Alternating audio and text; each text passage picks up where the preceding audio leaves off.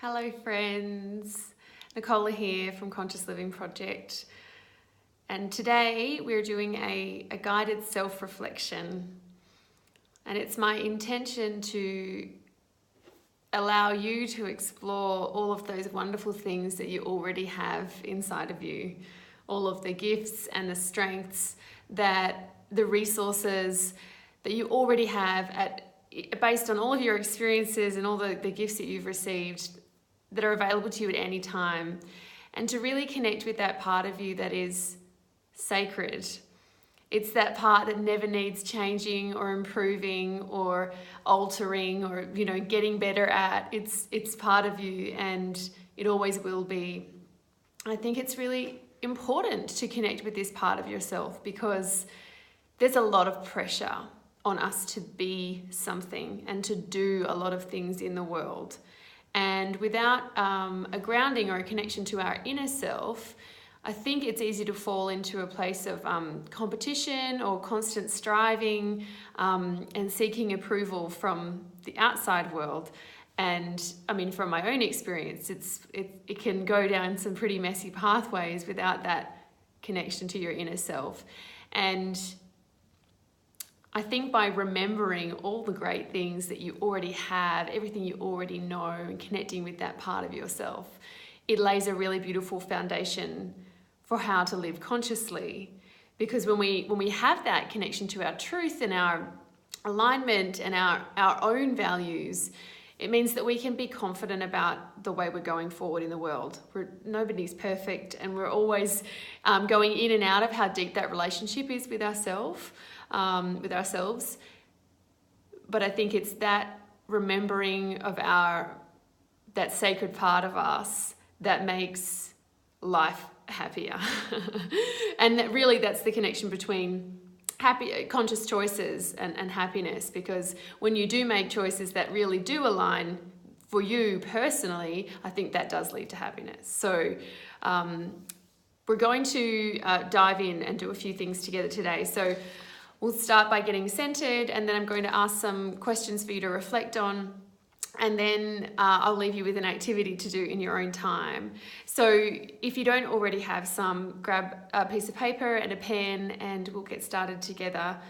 This is an interactive reflection, which is best served with intention and attention. So if this isn't the right time for you, if you are worried about being interrupted, or you think that there might be a more lovely time by yourself later, please do that. Please take the time to be really intentional on taking care of yourself. I know when we did this workshop in person on Sunday in the gardens, the women that were there really resonated that it was really meaningful to really pay attention to themselves and to love on themselves and have the space to do that without any other distractions. So please choose to do this at your own leisure and the time that really serves you.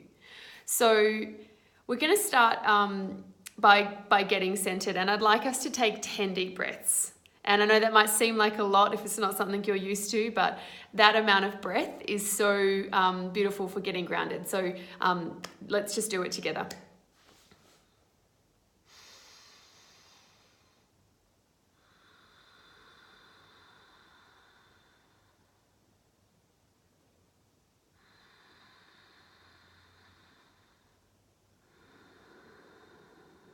So as you're breathing, just make sure that breath's going right down to the bottom of your belly.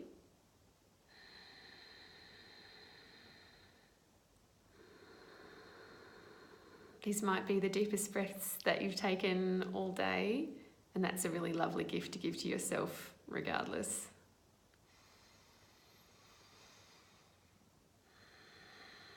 Take a nice long exhale.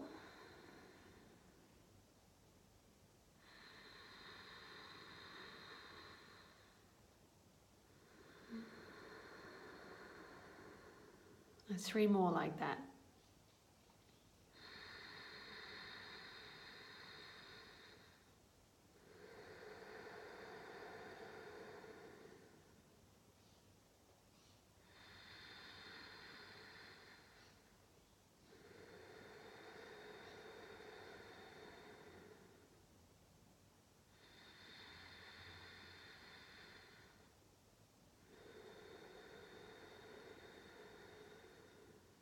And when you're ready, just bringing your attention back to the place that you're in right now.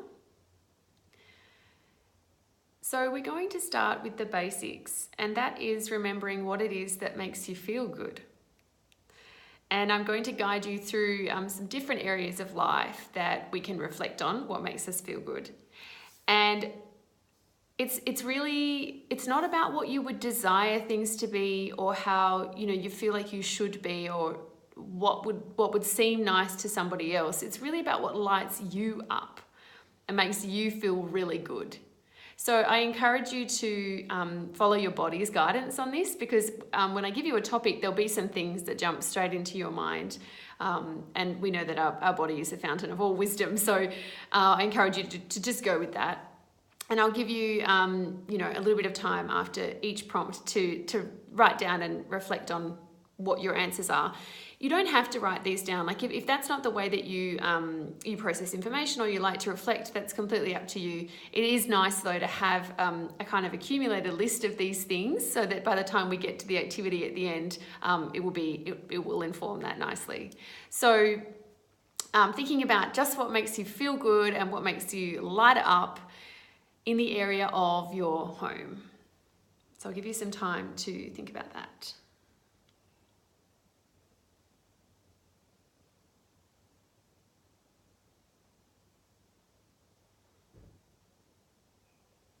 So it might be things, it might be feelings or experiences, activities, sensations.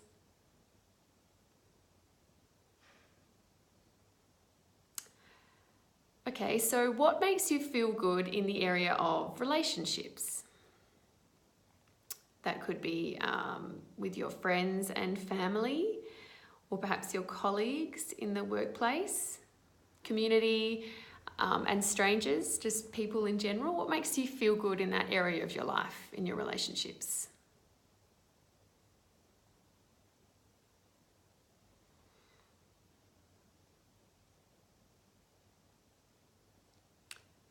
Okay, and in the area of creativity, what makes you feel good there? Maybe it is the way that you like to spend your time, maybe it's hobbies, maybe it's learning new things. What lights you up in the area of creativity?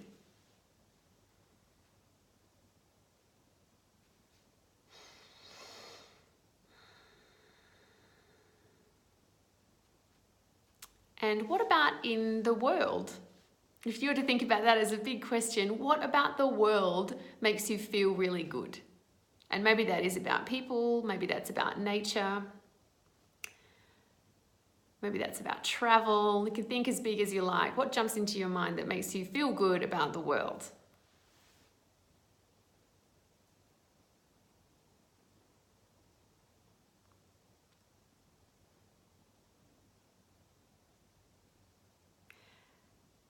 And just the last one now.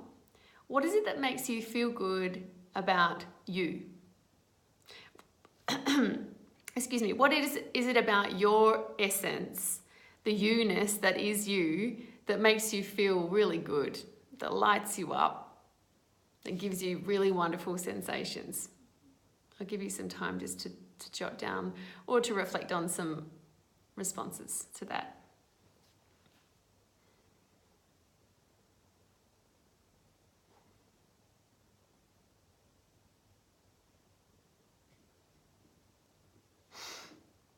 If there's anything else that makes you feel good that hasn't fallen under any of those prompts, jot that down too. Just give you about 10 more seconds.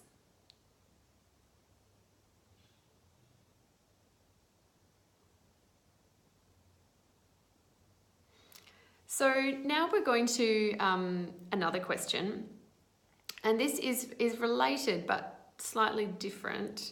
And that question is, what is it that supports your happiness?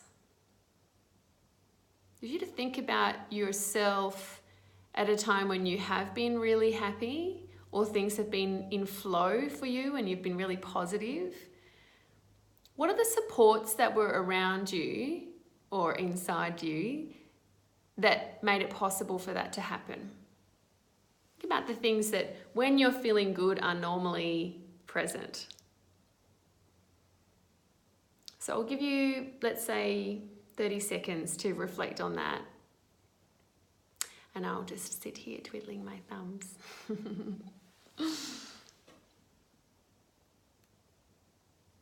On the weekend, we had some people sharing that their relationships were really key support for their happiness.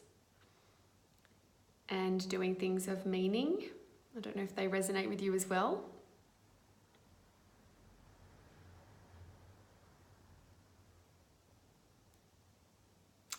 Okay, we will move on to the next question. And this one is to reflect on what it is that gets you through when things get really tough. So when you face a disappointment or a setback, or you're experiencing some really overwhelming circumstances, you're stressed, you're feeling high levels of anxiety or overwhelm of any kind, a hardship, and I'm sure you can immediately think of something in your own life which you clearly did make it through because you're here right now. What was it that enabled you to get through that difficulty? Have a think about that. Jot some of your answers down if you want.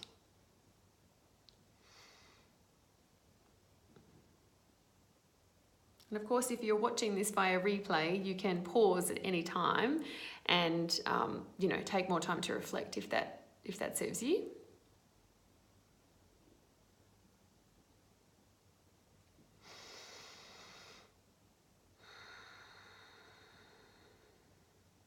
These might be tangible things that you do, physical things, or they might be beliefs or ideas that enable you to get through tough times.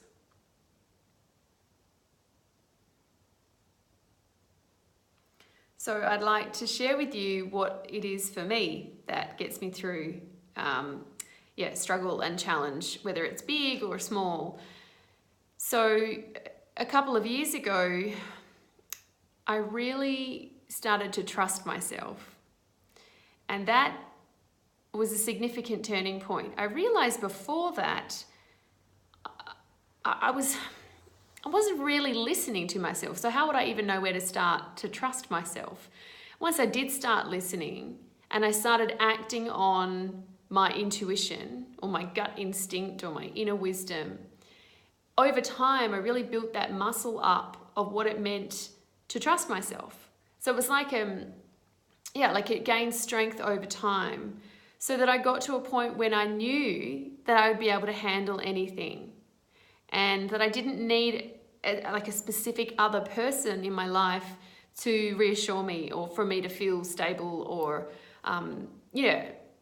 capable of dealing with any of life's challenges. And that was a profound moment. I remember I was walking along my local neighborhood on the way to get a coffee, and it just dawned on me like, whoa, I don't need a single other person to be okay.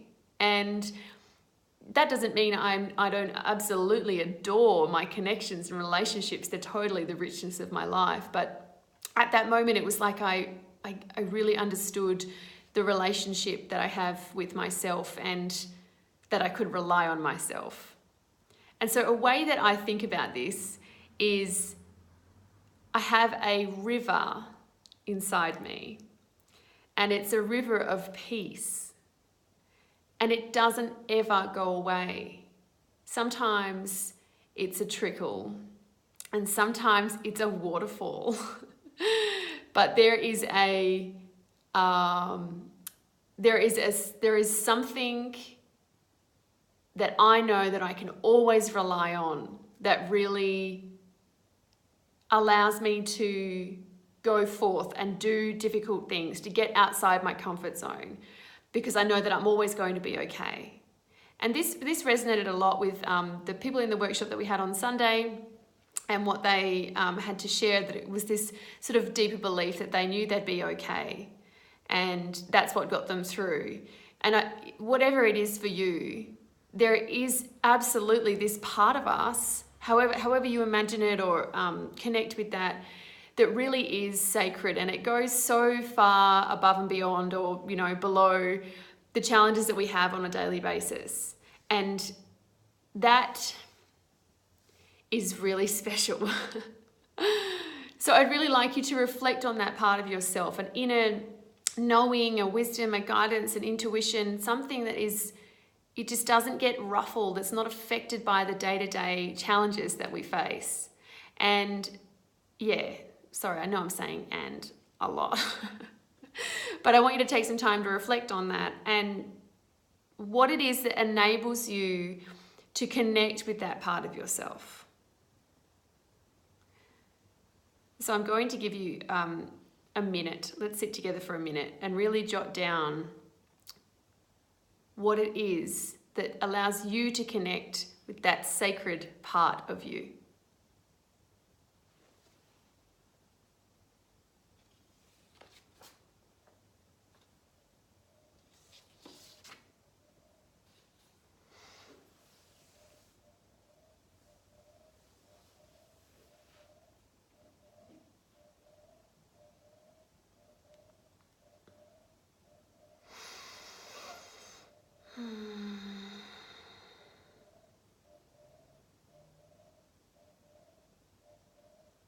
And perhaps if this isn't a part of you that you often get to connect with, what do you think might lead you there?